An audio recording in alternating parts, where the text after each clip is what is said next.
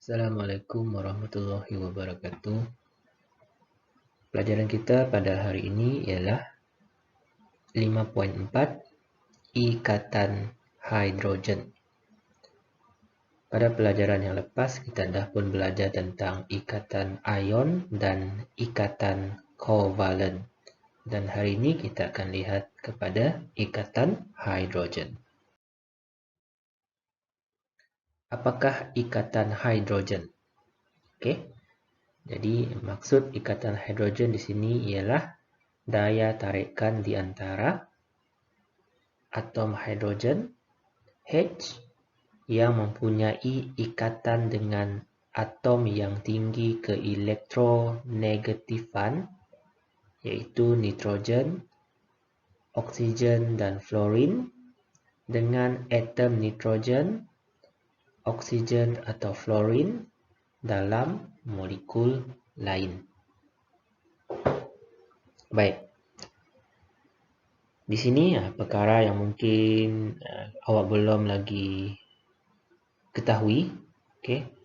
Kita ada 3 unsur.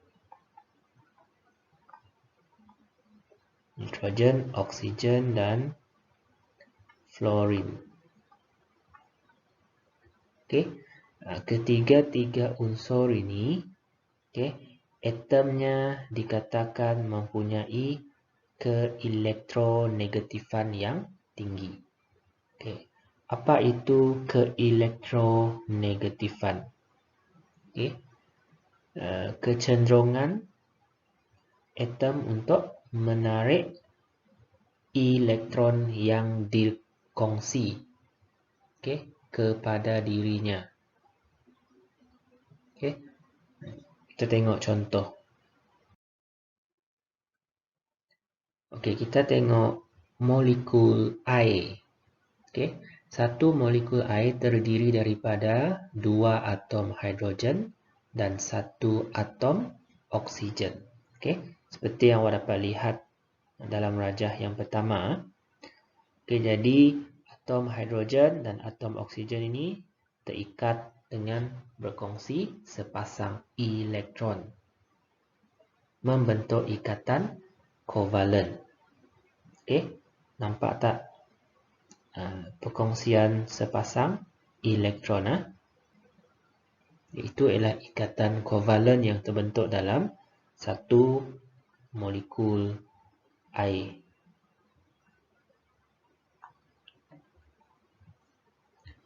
Okey, atom oksigen mempunyai keelektronegatifan yang tinggi.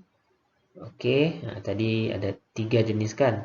Atom yang mempunyai keelektronegatifan yang tinggi iaitu nitrogen, oksigen dan fluorin. Okey, sekarang dalam molekul air, atom oksigen mempunyai keelektronegatifan yang tinggi. Okey, apa itu keelektronegatifan? Kecenderungan suatu atom untuk menarik elektron yang dikongsi ke arahnya di dalam sebatian kovalen. Okey, kita tengok. Dalam molekul air terdapat elektron yang dikongsi di antara hidrogen dan oksigen. Okey. Yang ini tadilah yang saya bulatkan awal tadi. Ini ialah elektron yang dikongsi. Jadi oksigen ini dia ada satu kekuatan untuk menarik elektron yang dikongsi untuk elektron itu lebih dekat dengan nukleusnya.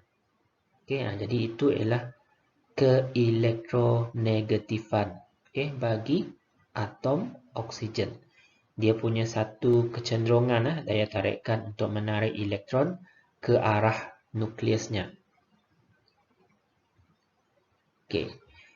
Jadi bila atom oksigen tinggi keelektronegatifannya, maksudnya oksigen ni dia punya kecenderungan dia ialah negatif sebab elektron bercas negatif.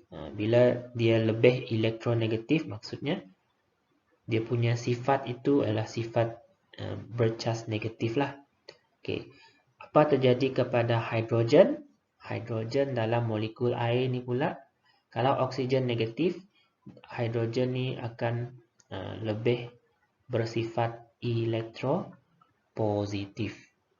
Okay. Oksigen elektronegatif, hidrogen akan jadi elektropositif. Dia akan seolah-olah bersifat positif. Tapi dia bukan jadi ion positif. Dia cuma bersifat positif. Okay. So, oksigen lebih elektronegatif. Dia kekuatannya sebagai menarik elektron itu lebih tinggi lah. Dia lebih negatif. Okay. Kalau kita ada banyak molekul air, okay, itu yang awak dapat nampak.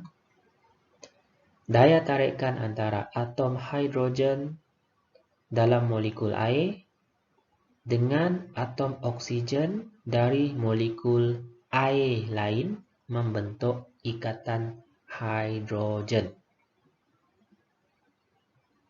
Okay.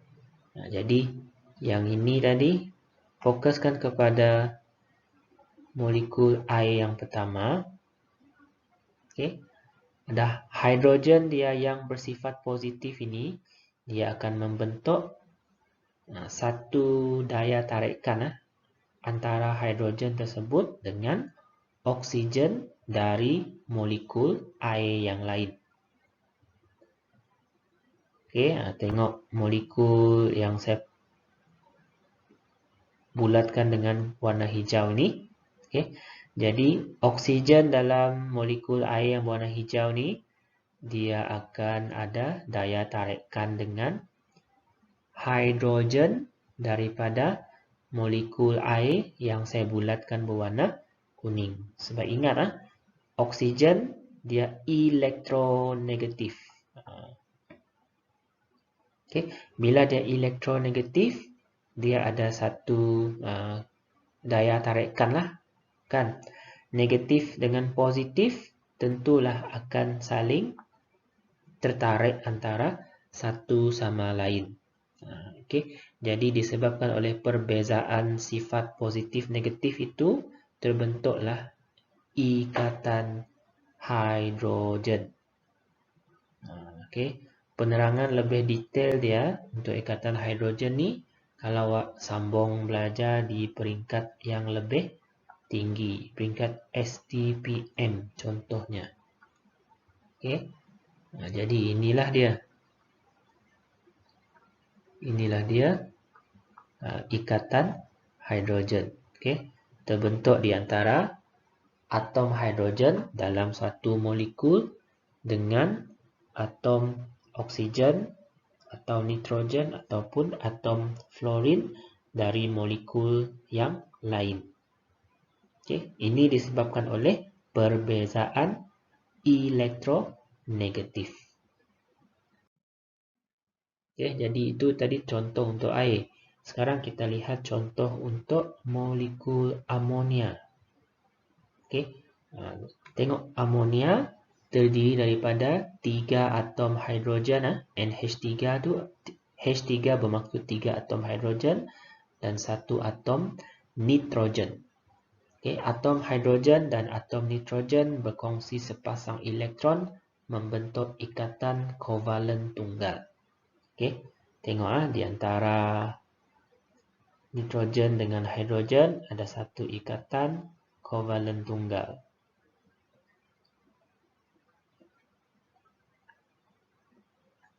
Okay. Okay. Atom nitrogen mempunyai keelektronegatifan yang tinggi. Okay. Atom nitrogen mempunyai keelektronegatifan yang tinggi, sama seperti oksigen tadilah. Okay. Jadi, dia akan menarik elektron yang dikongsi dengan hidrogen ni akan ditarik lebih dekat dengan nukleusnya. Okay. Tertarik ke arah nukleusnya. Daya tarikan di antara atom hidrogen dalam molekul amonia dengan atom nitrogen N dari molekul amonia yang lain akan membentuk ikatan hidrogen. Okey. Membentuk ikatan hidrogen. Okey. Jadi ikatan hidrogen ini dia bergantung juga. Tengok nitrogen N, dia ada sepasang elektron yang tidak dikongsi. Okey. Sepasang elektron yang milik dia sendirilah. Okey, miliknya sendiri. Okey. Kalau lebih banyak pasangan elektron yang tidak dikongsi, iaitu milik nitrogen, maka dia boleh buat lebih banyak ikatan hidrogen. Sama seperti oksigen tadilah. Okay. Dalam oksigen tadi, oksigen dengan air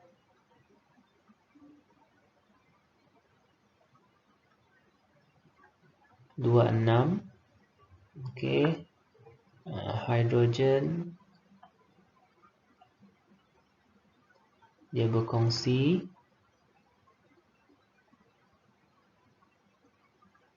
Okay. Ini maksud saya tadi. Yang ini. Okay.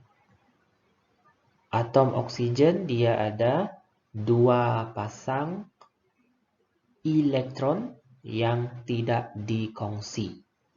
Okay. Jadi 2 pasang elektron ni dia boleh membentuk 2 ikatan hidrogen. Okay, 2 ikatan hidrogen dengan hidrogen dari molekul air yang lain. Okay, kalau dalam amonia ni, nitrogen cuma boleh membentuk 1 ikatan hidrogen sahaja. Okay, itu tadi ialah ikatan hidrogen. Saya harap boleh jelas dengan penerangan tadi. Jadi, apakah peranan ikatan hidrogen dalam kehidupan harian kita? Okay. Salah satu contohnya ialah rambut kita. Bila rambut kita basah, okay, dia akan melekat antara satu sama lain. Okay. Ini disebabkan oleh rambut kita terdiri daripada molekul protein. Rambut kita terdiri daripada molekul protein. Okay. Jadi, dalam molekul protein tersebut terdapat ikatan oksigen dengan hidrogen. Dalam satu sehelai rambutnya terdapat oksigen dan hidrogen yang diikat secara ikatan kovalen. Okay. Kemudian begitu juga dengan rambut-rambut yang lain. Dalam seutas rambut tu ada ikatan di antara oksigen dan hidrogen. Okay. Jadi bila ada 2 helai rambut, oksigen dari rambut yang pertama dengan hidrogen dari rambut yang kedua, dia akan membentuk ikatan hidrogen. Okay. So rambut dia sedikit melekatlah antara satu sama lain. Tetapi bila basah, air itu ada oksigen dengan hidrogen juga. Okay. Jadi apabila rambut basah, molekul protein membentuk ikatan hidrogen dengan molekul air. Molekul air juga akan membentuk ikatan hidrogen dengan protein rambut lain. Ini menyebabkan rambut melekat sesama sendiri. Okay. Ini molekul air, H2O. Ini rambut, protein rambut. Dia ada O dengan H. Okay. Jadi O ni dia akan membentuk ikatan hidrogen dengan hidrogen dari molekul air. Dan oksigen dari molekul air ini juga membentuk ikatan hidrogen dengan H dari protein rambut yang lain. Okey, jadi itu membentuk ikatan hidrogen dalam rambut yang basah. Okay. Dan ini juga kalau perasan ada sesetengah orang mereka akan menjilat jari untuk membantu proses menukar helaian dalam buku. Okay. Kenapa fungsi dia? Apa fungsi dia macam tu? Sama jugalah untuk mewujudkan ikatan hidrogen. Okay. Ini ialah kertas. Okay. Permukaan kertas itu ada atom hidrogen yang terikat dengan oksigen. Oksigen tu juga terikat pada permukaan selulosa kertas. Okay. Kemudian bila jari awak ada air H2O, okay, oksigen daripada air tersebut membentuk ikatan hidrogen dengan atom hidrogen pada permukaan kertas. Jadi kertas tu akan melekatlah pada jari awak. Senang awak nak ubah muka surat dalam buku. Itu dua peranan ikatan hidrogen dalam kehidupan kita. Dan ini adalah kesan ikatan hidrogen terhadap sifat fizik bahan. Okay. Dengan ada kehadiran ikatan hidrogen, contohnya etanol, selain dia ada daya tarikan van der Waals yang lemah, setiap molekul dia ada daya tarikan antara satu sama lain. Daya tarikan itu dipanggil daya tarikan van der Waals. Daya van der Waals ni dia lemah berbanding ikatan kovalen. Selain daripada van der Waals, terdapat juga ikatan hidrogen di antara molekul etanol. Sekarang dia ada dua jenis ikatan, daya tarikan van der Waals dengan ikatan hidrogen. Kita lihat di sini di bawah ni. Ini adalah satu molekul molekul etanol dan molekul etanol yang lagi satu. Di antara dua molekul ni terdapat daya tarikan van der Waals antara molekul. Itu antara molekul. Kemudian antara atom oksigen dalam molekul etanol yang pertama dengan atom hidrogen dalam molekul etanol yang kedua. Boleh juga membentuk ikatan hidrogen. Ikatan hidrogen boleh wujud di antara molekul etanol.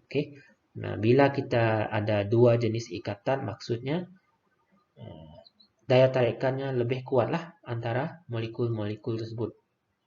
Dia ditarik lebih dekat. Jadi bila awak nak memutuskan daya tersebut, awak perlukan lebih banyak tenaga haba untuk mengatasi daya tarikan van der Waals yang lemah dan memutuskan ikatan hidrogen. Maka ini akan meningkatkan takat lebur bahan. Takat didih.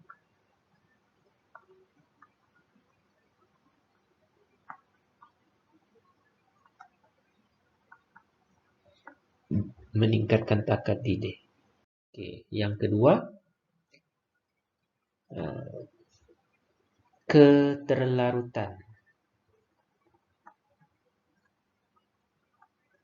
dalam air.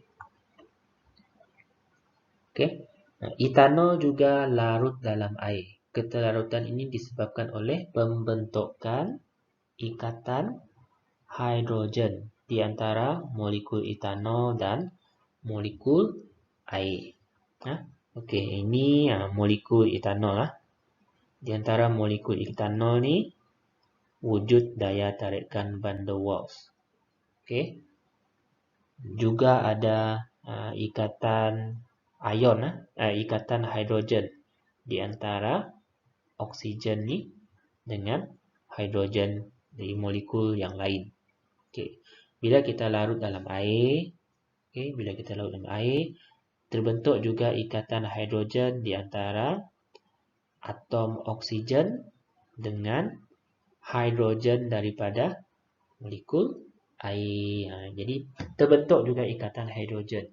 Bila ada ikatan hidrogen tu seolah-olah etanol boleh larut dalam molekul air. Etanol ni sejenis alkohol, alkohol yang ringkas. Okey, dan bahagian yang terakhir sekali, membanding ikatan hidrogen dalam beberapa jenis sebatian. Okey, contohnya sebatian yang ditunjukkan ialah hidrogen fluorida dan amonia. Okey. Dalam hidrogen fluorida terdapat ikatan hidrogen sebab fluorida ni F ni ialah fluorine. Okey. Jadi fluorine ni lagi kuat ke elektronegatifan dia berbanding dengan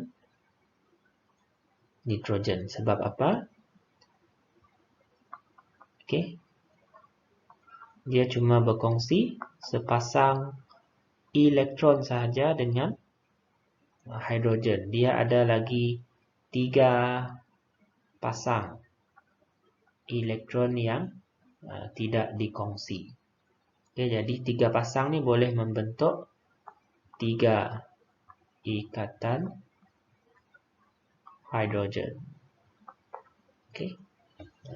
Jadi kita tengok sebab itu dari segi ketelarutan dalam air, hidrogen fluorida ni lebih mudah larut dalam air sebab dia boleh membentuk banyak ikatan hidrogen dengan air. Tapi kalau amonia dia ada 2 keadaan lah. Kemudian takat didih. Okay, dari segi takat didih, hidrogen fluorida 19.5 darjah Celsius ni dia dah mendidih lah, dah jadi gas. Tetapi amonia dia mendidih pada suhu yang lebih rendah lagi, iaitu negatif 33.34. Okey. Tadi dah diterangkan tak? Bila ada daya tarikan van der Waals diikuti dengan ikatan hidrogen yang banyak, maka takat didih juga akan semakin meningkat sebab lebih banyak tenaga haba diperlukan. Okey. Kewujudan ikatan hidrogen. Ya, kedua-duanya ada ikatan hidrogen. Dari segi kekuatan, dalam hidrogen fluorida kuat. Dalam amonia kurang kuat. Ini disebabkan atom fluorine sangat elektronegatif dan mempunyai 3 pasang elektron valence yang tidak dikongsi, boleh membentuk 3 ikatan hidrogen. Atom nitrogen kurang elektronegatif dan mempunyai 1 pasang elektron valence yang tidak dikongsi, hanya 1 ikatan hidrogen boleh terbentuk. Jadi di sini lebih banyak ikatan hidrogen yang terbentuk, lebih kuat ke elektronegatifannya dan kekuatan dia untuk membentuk ikatan hidrogen. Okey, itu penerangan saya untuk ikatan hidrogen. Okey, dia taklah terlalu susah, cuma awak kena ingat. Okey, hidrogen ni boleh membentuk ikatan hidrogen dengan oksigen ataupun nitrogen ataupun fluorine dari molekul lain. Itu saja penerangan saya. Sekian, terima kasih.